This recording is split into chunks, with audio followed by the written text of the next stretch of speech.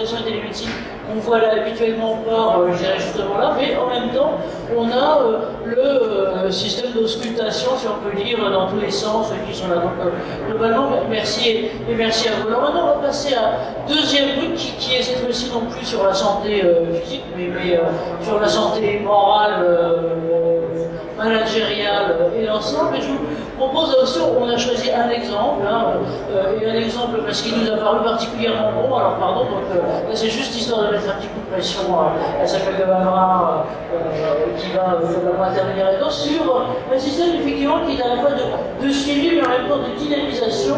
Et je veux dire que là, comme vous voyez d'un certain côté que le système de téléconsultation va changer la consultation et la relation, là on est en plein pour les sociologues que vous êtes peut-être, et en tout cas que je suis, en train de concrétiser la remarque de Durkheim et qui est l'incidence de l'observateur sur l'observé.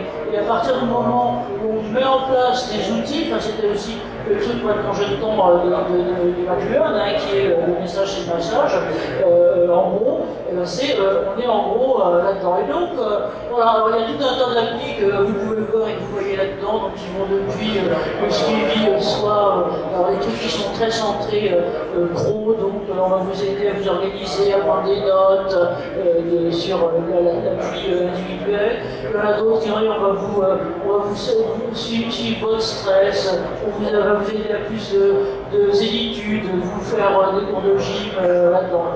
Il y a plein de choses, donc voilà. Mais nous, ce qu'on veut, et pardon, on a choisi Samuel de Lavrin et la solution Witifit. Alors, Samuel, je veux dire, je ne connais pas.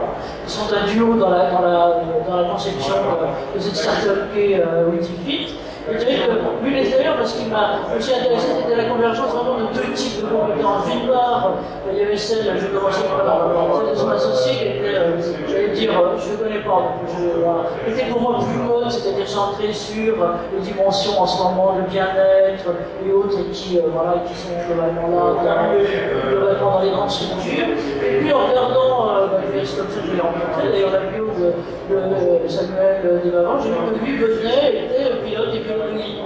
Et donc, j'ai bien quand vous êtes en avion, pour avoir été juste sur beaucoup, mais alors encore plus quand vous avez des grands et que vous avez des gens derrière qui dépendent de vous, il y a intérêt à l'approche de risque et à l'approche d'équipe, être complètement sûr de ça. Voilà. Et donc Witifit existe, et on va nous parler à Samuel, il existe depuis pas très longtemps, je crois, ça fait quand même 5-6 ans, c'est ça, en gros, voilà, il y a eu le temps globalement eu le temps de se roder. Ce qui m'a paru aussi tout à fait intéressant, et pardon de le dire avant, là, c'est que ce développement, c'est non seulement celui de start-upers, parce que j'en ai vu d'autres, vous m'avez notamment présenté Valérie, tout à fait sympathique et autres, mais que c'est vraiment fondé, établi sur des fondements scientifiques, et c'est pas ici les médecins qui vont me dire le contraire, avec un professeur de médecine du travail qui joue aussi un urgentiste d'ailleurs, pour justement fonder un petit peu tout ça. Voilà, donc ce long préambule, à vous la parole, Samuel.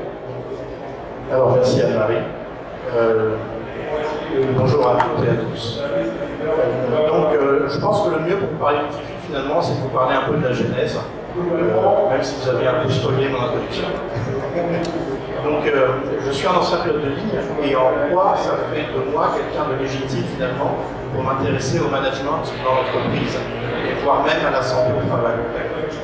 Quelque chose que les gens ne savent pas forcément, c'est que les avions étant de plus en plus automatiques, les pilotes de ligne sont de plus en plus formés au management de l'équipe. Comment on fait pour garder la performance de son équipage dans toutes les conditions, que ce soit dans des conditions de routine et d'hypovigilance, que ce soit dans des conditions de stress intense.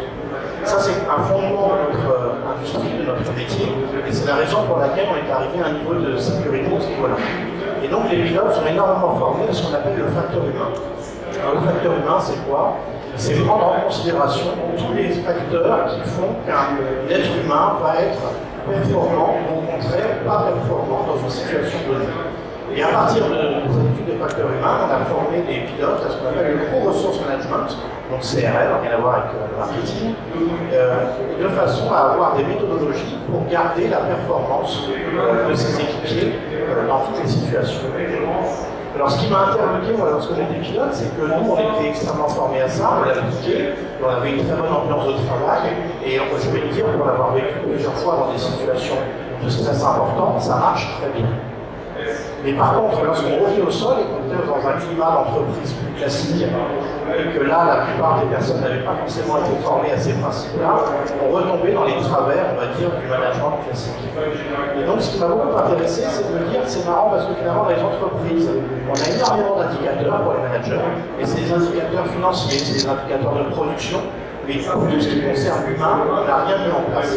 On va avoir les arrêts maladie, on va avoir les taux de démission, mais finalement, on a très peu d'indicateurs. Pourtant, tout le monde s'accorde à dire que l'humain est le moteur de l'entreprise. Donc, le but du jeu, c'est de se dire, mais comment peut-on faire pour capter ce facteur humain dans l'entreprise? Donc, c'est comme ça qu'est né Multifit. Et on est allé trouver le professeur Duteil, aussi super référent, qui est professeur en médecine du travail, pour essayer d'avoir une approche scientifique de captation de ce facteur humain. Donc la première chose qui est importante dans la méthode qu'on utilise, c'est que lorsqu'on parle d'humain, on parle de ressenti. La raison pour laquelle une personne va démissionner, se désengager, ou même aller voir son médecin, c'est d'abord une question de ressenti. On ne va pas démissionner parce que tout d'un coup on a répondu à un questionnaire et le questionnaire a montré qu'on était hyper stressé. Non, on va aller voir un médecin ou on va chercher un autre travail parce qu'on ne se sent pas bien dans son travail. Donc la première chose qu'il fallait mettre en place, c'était ce système de captation des ressentis. Et donc c'est ce qu'on a mis en place dans notre plateforme, c'est-à-dire des échelles visuelles analogiques qui ne sont pas biaisées, qui n'ont pas de graduation, de façon à pouvoir capter le ressenti sur un grand nombre d'éléments. Ces éléments, on va partir de la situation générale, que sont la satisfaction au travail, la forme, comment je me sens, le niveau de stress et le moral, pour ne pas dire humeur pour les médecins. Et donc à partir de ces quatre ressentis-là, on va descendre de façon un peu plus précise. Donc on part de la situation générale, et on va vers la situation plus précise. Et dans la satisfaction au travail, par exemple, on va tout passer en revue. On va vous demander votre ressenti sur votre connaissance, votre ambiance de travail, et ainsi de suite, votre équilibre de vie pro perso, le fonctionnement de l'organisation, le sens. Et c'est une fois qu'on a capté ces ressentis qu'on va essayer d'aller chercher les causes. Donc, la première chose à faire pour savoir en prévention primaire où on doit agir, c'est d'abord de cibler. Et donc, on va cibler quelles sont les causes. Et là, on va retomber dans des questionnaires beaucoup plus classiques, les mêmes questionnaires que vous allez utiliser lorsque vous allez faire des études RPS, des audits sociaux, des audits d'engagement dans l'entreprise. Mais le but du jeu, c'est de se dire que finalement, lorsqu'on adresse les collaborateurs avec des audits, qualité de vie au travail, des audits psychosociaux, des audits d'engagement, finalement, il y a un taux de recouvrement des questions qui est extrêmement important. Et est-ce qu'il n'est pas possible de centraliser tout ça, de n'avoir qu'une seule interrogation des collaborateurs et de dispatcher à l'ensemble des acteurs de l'entreprise, qu'ils soient médecine du travail, qu'ils soient RH, qu'ils soient experts RPS, qu'ils soient CHSCT, maintenant CSE, les informations dont ils ont besoin pour faire convenablement leur travail. Et donc, tout à l'heure, on disait, ce qui est très important, on en parlait avec les cabines médicales, c'est que finalement, le volontariat du collaborateur l'amène à plus d'adhésion. Et donc, une fois qu'on a fait ce diagnostic, on a vu ce qui se passait dans l'entreprise, comment on fait pour mettre en action le collaborateur? Donc, à la différence des audits classiques que vous voyez dans les entreprises, à partir du moment où vous êtes exprimé, vous avez dit, ben voilà ce que je ressens, voilà mon état d'être, et voilà les points sur lesquels moi je trouve que ça ne va pas bien dans mon entreprise. Immédiatement, on va demander au collaborateur, eh bien, et toi, qu'est-ce que tu ferais pour que ça s'améliore? Et donc, chaque collaborateur va pouvoir émettre des propositions extrêmement précises sur chaque thématique qu'on va retrouver. Alors, pour vous donner des exemples, on va retrouver des thématiques d'interruption dans le travail, de perturbation, de charge de travail élevé, des thématiques d'autonomie, de fonctionnement d'organisation, de soutien social, et ainsi de suite. Et sur chacune de ces thématiques extrêmement précises, extrêmement ciblées, les collaborateurs vont pouvoir s'exprimer. Et leurs collègues vont pouvoir liker les idées qui sont émises.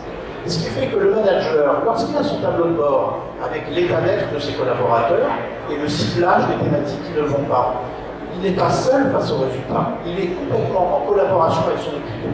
Ce n'est pas lui qui va décider, qui va décréter on va faire ça pour que ça s'améliore. Il va s'appuyer sur les propositions de ses collaborateurs et avec eux décider des plans d'action à mettre en place. Le plan d'action va également être entré dans la plateforme avec une date de début et un temps d'expérimentation. Et donc, il va y avoir un moment, à la fin de l'expérimentation, où on va demander aux collaborateurs d'évaluer l'action qui a été mise en place. Et donc, l'ensemble des collaborateurs vont s'exprimer pour dire, voilà, cette action qui a été mise en place pour améliorer telle ou telle thématique a permis d'améliorer ou pas mon ressenti. Et une fois qu'on a ces bonnes pratiques qui se mettent en place, à chaque fois qu'on découvre qu'il y a quelque chose qui a fonctionné, c'est partagé avec l'ensemble de la communauté managériale de l'entreprise. Là, je vous ai décrit la partie de l'outil qui s'intéresse au management. Satisfaction au travail, stress au travail. Et il y a toute une partie de la plateforme qui va s'adresser également à la forme du collaborateur. Là, par contre, ce qu'on détecte, ce qu'on mesure, rien ne va remonter évidemment au management. Tout va être gardé au niveau du collaborateur ou alors va être partagé uniquement de façon agglomérée, de façon statistique, avec la médecine du travail lorsque celle-ci est interne.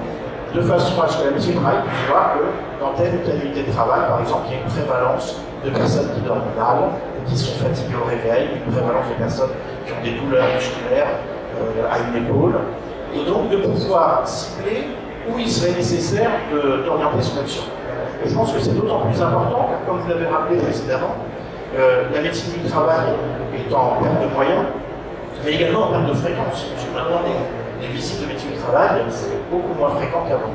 Donc c'est très difficile d'avoir une action corrélée avec le moment.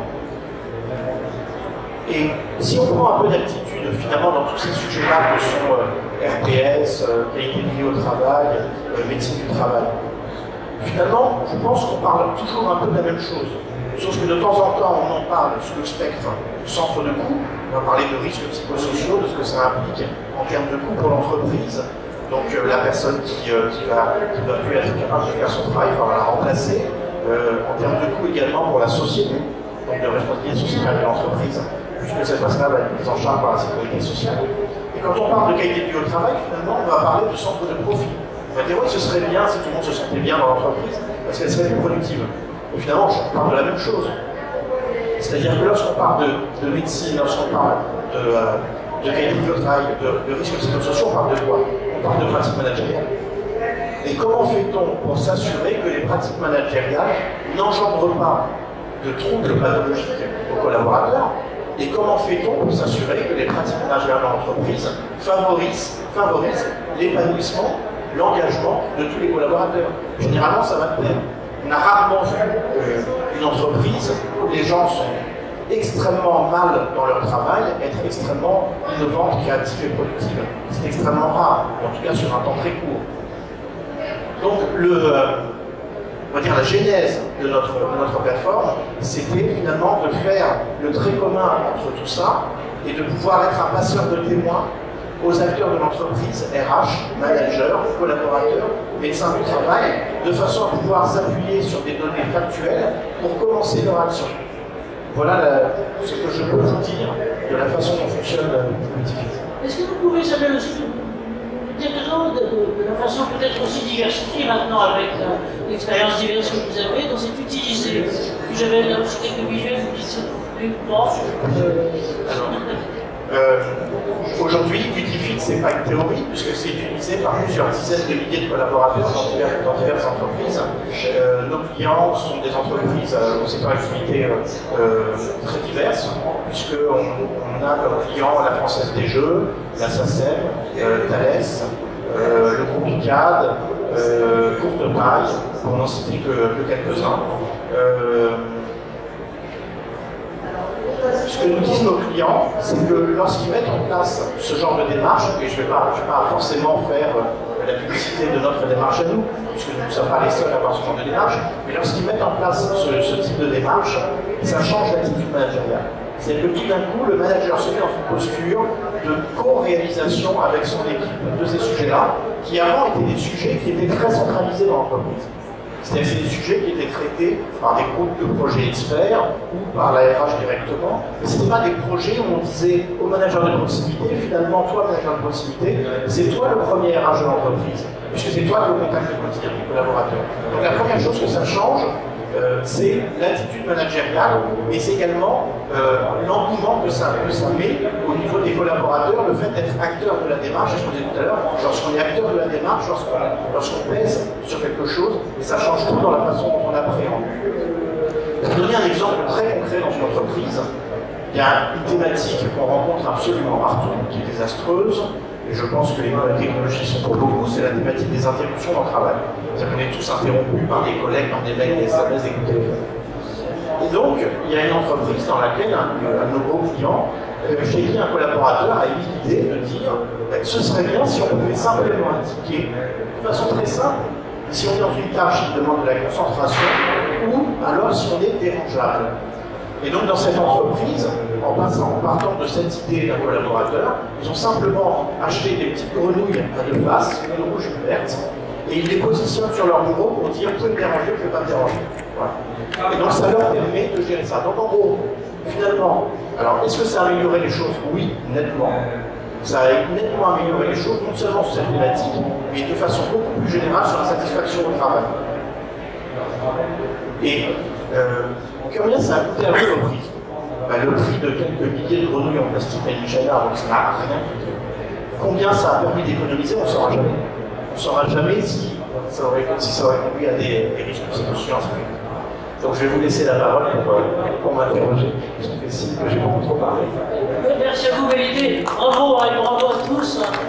L'idée là, c'était aussi de vous passer la parole globalement à vous. Sur ces aspects, c'est marrant parce que ce que vous disiez, ça arrive, on pourrait se dire d'un certain côté que ça n'a rien à voir, ce qu'on a vu dans une première partie et ce qu'on a vu dans une autre. Et en fait, on est en train de voir qu'à chaque fois, ça modifie quand même quelque chose, à la fois dans la relation qu'il peut y avoir et aussi dans l'expression. Parce que ce que vous mettiez, ce que vous disiez là tout à l'heure, c'est en gros l'équivalent de ce qu'on avait dans un studio avec le rouge émis, hein, avant de rentrer dans un studio d'enregistrement. Mais finalement, il y a une demande qui s'est exprimée grâce à ça. Alors, moi, c'est un peu ce qui me frappe, c'est des deux côtés. C'est la façon dont une forme de libération de l'expression qui se donne, qui est à la fois individuelle et collective. Alors voilà un peu vos réactions, vos questions, vous qui globalement être là et être restés vraiment les fidèles. Hein, et puis voilà, les uns avec les autres, allez à vous.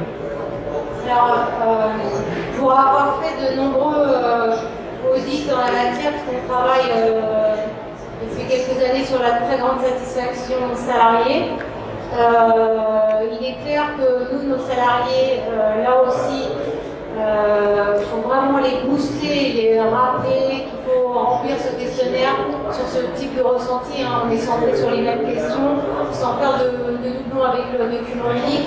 Donc, plus effectivement sur du ressenti, de la satisfaction, de la reconnaissance, de la valorisation. Le taux de retour est catastrophique. C'est soit les cadres qui répondent et tout va bien dans le meilleur des mondes, soit c'est quelques salariés et c'est catastrophique. Donc tout ça pour en tirer un plan d'action, c'est très difficile. Et là où je trouve que l'outil devient pertinent, parce que même avec toute la meilleure volonté du monde, on initie beaucoup d'audits et rares sont les plans d'action qui suivent. Rares sont les mises en pratique de ces plans d'action et rare est la communication sur ce plan d'action. Donc ça c'est important puisque là on l'a, mais le plus essentiel pour moi c'est qu'effectivement on part de la base et on les fait collaborer. Et on repart sur le débat, le premier débat, c'est qu'à nouveau le salarié on le rend acteur de son amélioration de conditions de travail. Et c'est le secret, hein. À mon avis, c'est le secret de tous ces outils-là. C'est qu'à un moment donné, on arrête de garder les membres du CODIR ou du COMEX en vase clos, mais il faut partir de la base, faire remonter les choses et faire participer. C'est un peu comme les équipements de protection individuelle. Si les salariés ne les choisissent pas, les testent pas, les essayent pas, c'est pas la peine, ils les mettront jamais. Voilà. Merci de cette belle synthèse. Voilà. Oui, je voulais vous demander quelle était la cible. Je peux identifier, parce que j'avais eu l'occasion par le professeur Deltec. J'avais notion qu'il fallait une taille d'entreprise non négligeable pour déployer Wikifeed. Oui, merci pour cette question. Il faut une taille non négligeable, c'est-à-dire à partir d'une centaine de collaborateurs, pour la simple raison qu'on est très à cheval sur la confidentialité des données, et donc on ne rend aucune donnée au manager s'il n'y a pas 5 répondants dans un groupe. Donc quand vous êtes en dessous de cette taille-là, les services généralement sont composés de moins de 5 collaborateurs, et donc on perd cette vue-là. Donc l'outil arrivera tout à fait à faire l'analyse un peu au niveau macro, au niveau de gros départements, mais vous ne pourrez pas descendre au niveau de la maille des services, au niveau de la proximité. Ça n'empêche pas de mettre en place, mais vous aurez moins de détails sur le proximité. J'ai une question sur l'utilisation des cabines en entreprise, mais pour des consultations de médecine générale. Je voulais savoir, je crois que vous en avez installé une récemment chez Airbus. Je voulais savoir comment réagit le Conseil de l'Ordre des médecins par rapport à l'utilisation de cabines en médecine générale payées par les entreprises. Et deuxièmement, je voulais aussi savoir comment réagissent les salariés par rapport au problème de confidentialité, justement sur le fait qu'ils aient des consultations de médecine générale à l'intérieur de l'entreprise. Je peux me permettre une... Merci monsieur de cette question qui est effectivement celle qui court partout, je dirais, qui bien sûr est celle pour les cabines de l'HTT, mais qui est un petit peu partout pour la question de l'ensemble globalement des données. Ce que j'ai vu aussi, c'est que souvent ce genre de mise à disposition de cabines, elle est finalement un petit peu le fruit d'une triangulation. Et là, c'est le fameux troisième acteur qui soit un assureur, soit une complémentaire santé qui vient globalement dans ce cadre et qui, je crois que là, c'est un petit peu le cadre comme ça peut être. D'ailleurs, merci monsieur de cette question. Alors, Valérie Faure, vous avez cette délicate question à répondre. Oui, alors, comment c'est fait par le Conseil de l'Ordre, finalement, les consultations de télémédecine sont passées dans le droit commun. Il y a eu la loi Bachelot en 2010 et après c'est passé au niveau des remboursements. La prise en charge, elle est faite par les mutuelles. Il n'y a pas d'acte sécurité sociale. Toutes les données de santé sont sur un hébergeur agréé de données de santé, donc avec une confidentialité totale. C'est parfaitement hermétique en médecine de soins par rapport à la médecine du travail. L'authentification, elle se fait carte vitale et de l'autre côté, c'est la carte CPS du médecin. Ça peut du coup pas être quelqu'un d'autre qu'un médecin qui va téléconsulter comme ça. Cette authentification pour la médecine de premier recours. Excusez-moi, je complète juste sur le ressenti des salariés. Bah, écoutez, ils sont plutôt contents parce que c'est comme on expliquait, c'est vraiment deux réseaux très séparés. Hein, et du coup, il n'y a pas du tout de. Moi, j'ai aucune visibilité sur ce qu'ils sont allés faire quand ils sont allés en visite de premiers soins, de médecine générale. Donc, c'est plutôt une offre de service que l'employeur met à la disposition de ses salariés. Donc, de nos jours, quand on parle avec des déserts médicaux, d'avoir la possibilité de consulter un médecin généraliste sur ses heures de bureau, parce qu'on a mis des créneaux sur les heures de travail. Je pense que c'est quand même plutôt pas mal. Oui, c'est plutôt un beau service. Donc c'est plutôt bien vu. Voilà.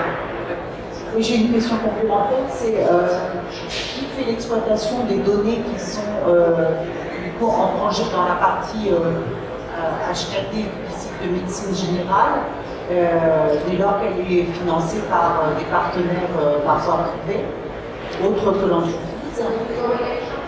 Alors c'est hébergé sur Orange Healthcare, c'est Health Business, aucune exploitation des données, parce que de toute façon il n'y a pas de demande qui est faite, donc il n'y a aucune étude qui peut être effectuée sur les datas. Voilà, c'est hermétique, le patient retire ses cartes, personne n'est vu sans une carte vitale en premier recours.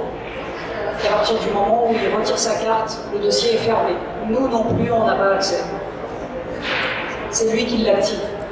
En tout cas, merci de votre question, madame, parce que je pense que les points de vigilance sur l'avenir, compte tenu effectivement de cette, on l'appelle transversalité ou porosité croissante entre toutes les santé individuelles, professionnelles et autres, d'autant plus que maintenant les carrières vont devenir multiples, on va passer d'un certain côté d'un statut de salarié à un statut de prestataire, ça va devenir de plus en plus important. Mais écoutez, je crois que le temps là est en train de s'avancer.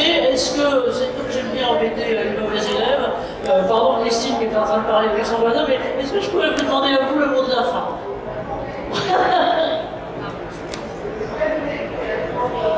Oui, alors ce qui est intéressant, c'est qu'on a vu que tout ça a été très très complémentaire. D'un côté, on regarde la clinique, de l'autre côté, j'ai envie de revenir sur la plateforme d'études que propose Witifit, que je trouve particulièrement intéressant parce que nous avons essayé de mettre en place dans notre entreprise un indicateur longitudinal qui a, je dois dire, lamentablement échoué, faute d'une seule chose, c'est qu'on n'a pas osé mettre les bons indicateurs dedans. C'est très important d'avoir l'audace de se regarder, de se remettre en question. Et l'avantage que je vois dans ce type de plateforme, c'est que, et d'une, ça s'oppose à des audits ponctuels qui sont toujours violentes et inefficaces. Deuxièmement, c'est un outil qui est partagé et par les médecins du travail et par la direction, et par les RH, et par le management, le même outil. Et je crois que c'est ça l'intelligence de la plateforme.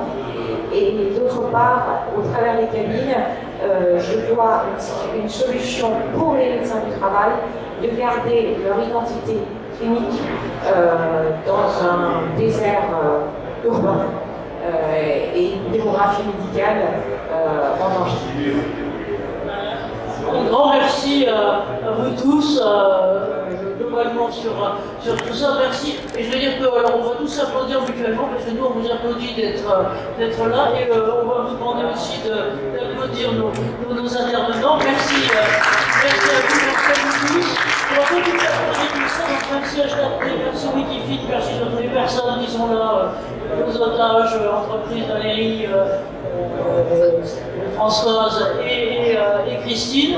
Et donc, comme toujours, hein, ce qu'on essaye de faire au cercle, c'est le petit renard, c'est d'apprivoiser.